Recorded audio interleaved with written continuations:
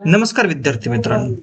पहा, नुकतंच एमपीसीचे कंबाईनची मेन्सची एक्झाम पार पडली आणि त्यातील जर तुम्ही पॉलिटीचे क्वेश्चन्स पाहिले तर जो काही प्रिव्हियस यावरून ट्रेंड दिसून येतो त्याच्या अनुषंगाने आपण येणाऱ्या कंबाईन परीक्षेसाठी कशा प्रकारे त्याची हेल्प घेऊ शकतो, त्याच्यावरून काय हिंट काढू शकतो की आयोग ट्रेंड चेंज करतोय का. ऍट द सेम टाइम राज्यसेवेसाठी देखील आयोग कशा पद्धतीने विचार करतोय ही गोष्ट देखील समजायला आपली सोपी जाते.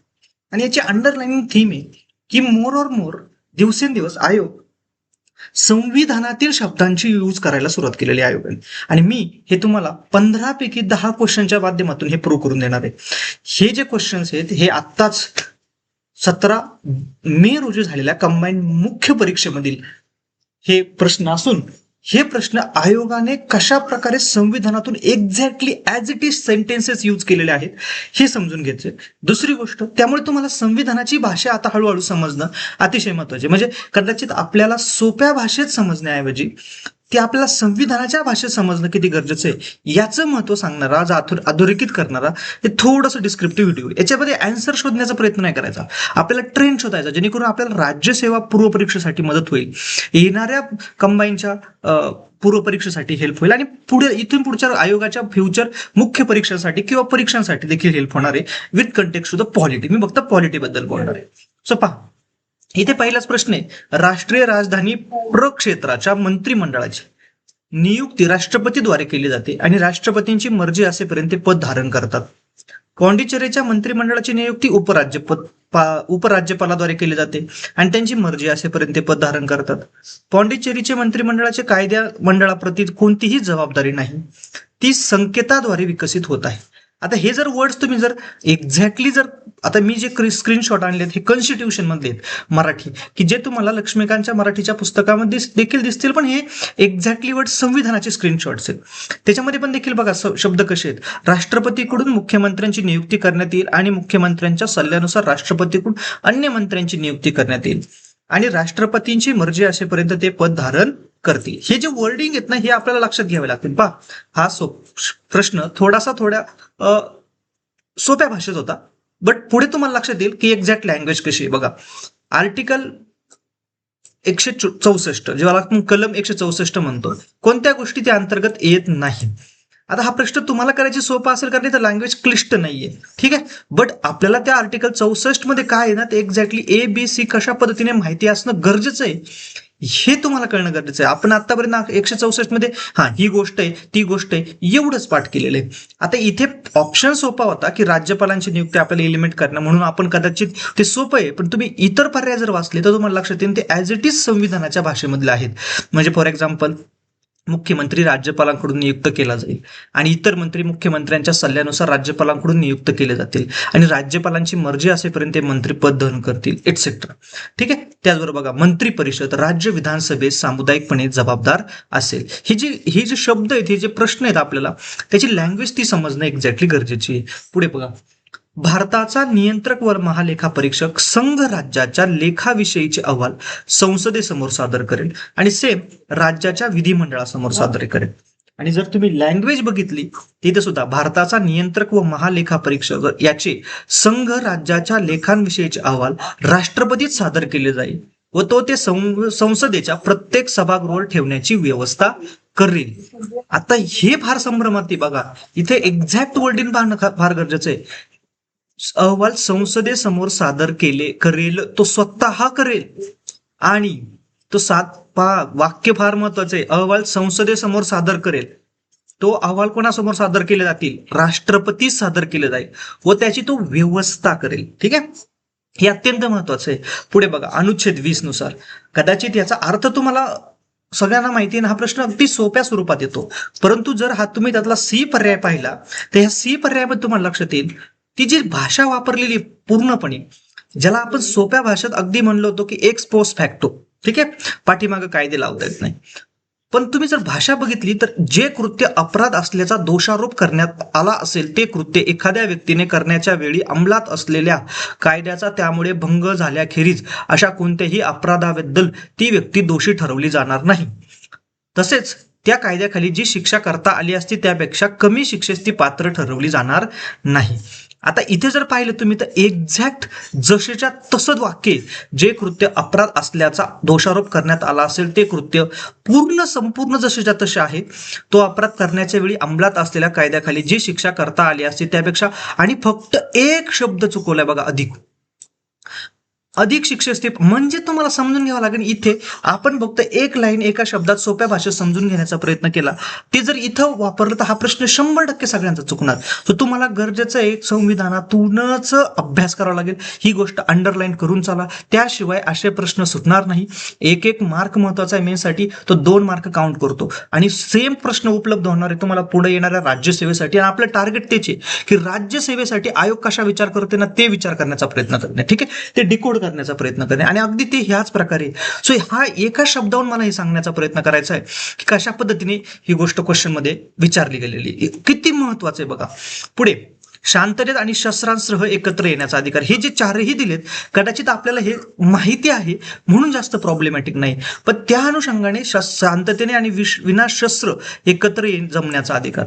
तुम्हाला हे जसेच्या तसे दिसतील, सो म्हणून मला ते सांगण्याचा प्रयत्न करायचा की कशा प्रकारे भाषा, म्हणजे क्वेश्चनच डायरेक्ट संविधानातून कसे फॉर्म करण्यात आलेले, तयार करण्यात आलेले. आणि हे तर क्लासिक एक्झाम्पल आहे बघा. विधानसभेचा अध्यक्ष किंवा उपाध्यक्ष म्हणून पद धारण करणारा सदस्य विधानसभेच्या त्यावेळच्या सर्व सदस्यांच्या बहुमताने, त्यावेळच्या, आतापर्यंत आपण पाठ करत आलोय प्रभावी बहुमत असेल, प्रभावी बहुमत असेल. बऱ्याच जणांना तिथे गेल्यावर प्रभावी बहुमत म्हणजे काय हा प्रकारच माहीत नसेल. पुन्हा ही भाषा बघा, अनुच्छेद 179 खंड सी च्या प्रयोजनार्थ असणारा कोणताही ठराव तो मांडण्याचा उद्देश असल्याबद्दल निदान 14 दिवसांची नोटीस देण्यात आल्याखेरीज मांडला जाणार नाही.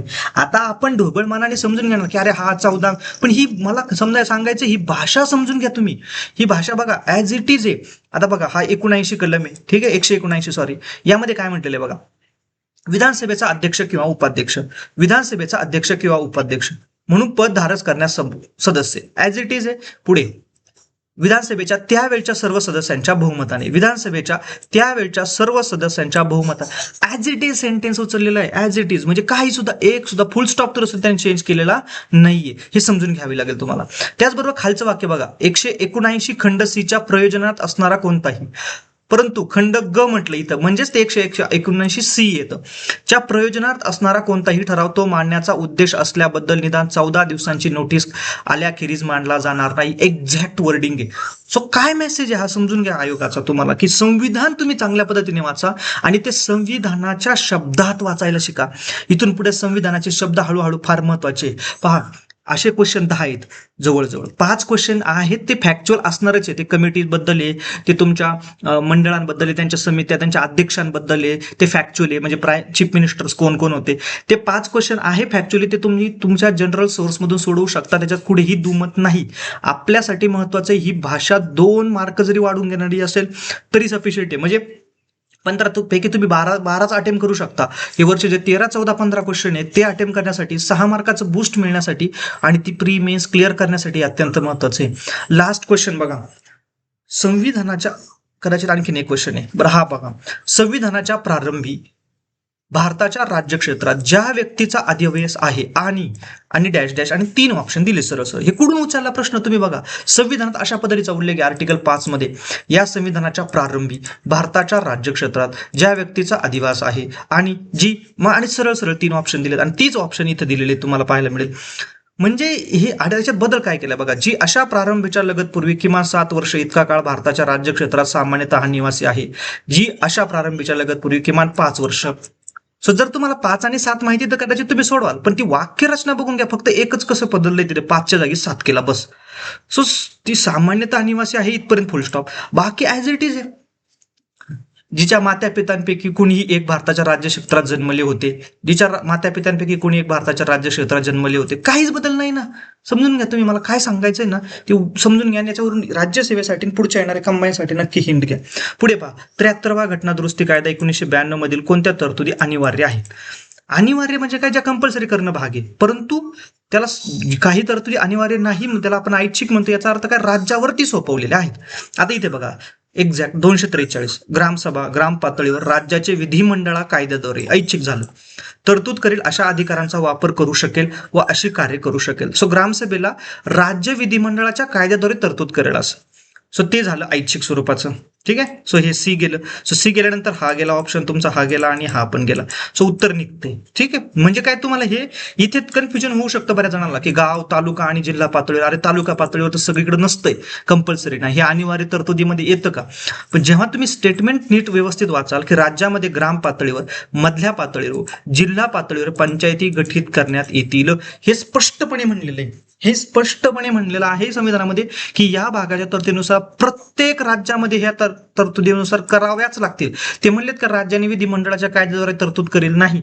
सो तो झाला अनिवार्य. तुम्हाला समजून घ्यावं लागेल. ठीक आहे. बऱ्याच वेळा इथे काय क्वेश्चन उभा केला जाऊ शकतो की नाही सर तालुका पातळीवरती सगळ्याच राज्यांमध्ये नसते 20 लाखापेक्षा संख्या. आपल्या त्याच्याशी या क्वेश्चनच्या कंटेक्समध्ये मतलब नाही. ह्या क्वेश्चन ऍज इट इज तिथून उचलण्यात आलेला आहे हा क्वेश्चन, हे समजून घ्या. सो सांगण्याचं उद्दिष्ट हेच होतं. मी ही पीडीएफ पण तुमच्यासोबत शेअर करेल हवं तर, की जर तुम्ही जवळपास पाहिलं तर 8 ते 10 क्वेश्चन हे डायरेक्टली स्ट्रेट फॉरवर्ड कॉन्स्टिट्यूशन मधून आहे, संविधानातून आहे. ते कोणत्याही रेफरन्सेस वरती नाही. तुम्हाला त्यासाठी ती संविधानाची लँग्वेज ज्ञात करावीच लागेल. And that's all about it. आणि म्हणून चांगल्या पद्धतीने संविधान समजून घेणं गरजेचं आहे. त्याचबरोबर तुम्हाला आपण जे रिसोर्सेस वापरतोय आतापर्यंत जे बेस्ट होतं हे नेसेसरी नाहीये इथून पुढे, पण ते बेस्टच असतं. समजून घ्या. याचा अर्थ असा आहे की जर आपण एखाद्या गोष्टी फॉलो करत असेल राज्यसेवेसाठी, तर त्या राज्यसेवेसाठी आतापर्यंतचा जो पॅटर्न होता तो तसाच कंटिन्यू राहील. इव्हन युपीएससीच्या बाबतीत पण सेम पहा अनुभव. युपीएससीनी आतापर्यंत लक्ष्मीकांतला एवढं डोक्यावर उचललं होतं की 1-2 वर्ष झाली लक्ष्मीकांतच्या बाहेर जाऊन पण प्रश्न विचारायला सुरुवात केली. सो कदाचित त्यावेळी ते रिलेव्हंट होतं, पण जर आपण काळानुसार बदलत्या पॅटर्ननुसार, बदलत्या विचारप्रणालीनुसार, आयोगाच्या डिमांडनुसार जर बदलत गेलो नाही स्वतःला, तर आपण या प्रोसेसमधून बाहेर पडतो आणि म्हणूनच आपण इथं वर्षानुवर्ष सायकलमध्ये अडकून पडतो. सो यातून एवढीच हिंट घ्यायची की तुम्ही येणाऱ्या राज्यसेवेच्या पूर्वपरीक्षेसाठी किंवा ज्या काही पुढच्या आयोगाने खंड करणाऱ्या अशा कोणत्याही परीक्षा, आता आयोग संविधानाची भाषा वापरायला लागलेला आहे. सो तुम्हीही संविधानाच्या भाषेची ज्ञात व्हा, एवढंच सांगणं माझं आहे. आणि यातून आपल्याला काय करायचं, याचा अर्थ असा नाही की तुम्हाला प्रश्न सोडवता नाही येणार. कदाचित 15 पैकी 10 क्वेश्चन तुम्ही चांगल्या पद्धतीने सोडवू शकता, पण आपली रेस तिथं नाहीच आहे 10 सगळे सोडवणारे. आपली रेस आहे ते 10 सोडवल्यानंतर सुद्धा पुढचे 5 जे 10 मार्काला येणार आहेत, तिथे कोण एक्सेल करेल, तिथे कोण एक एक्स्ट्रा मार्क मिळेल, तिथे रेस आहे. So that's all about it. कदाचित तुम्हाला हेल्प होईल असं मला वाटतं. यातून मेसेज मिळाला असेल राज्यसेवेच्या पूर्वच्या विद्यार्थ्यांना जी अपकमिंग एक्झाम आहे, आणि एवढंच आपलं टार्गेट आहे. ठीक आहे. Thank you very much.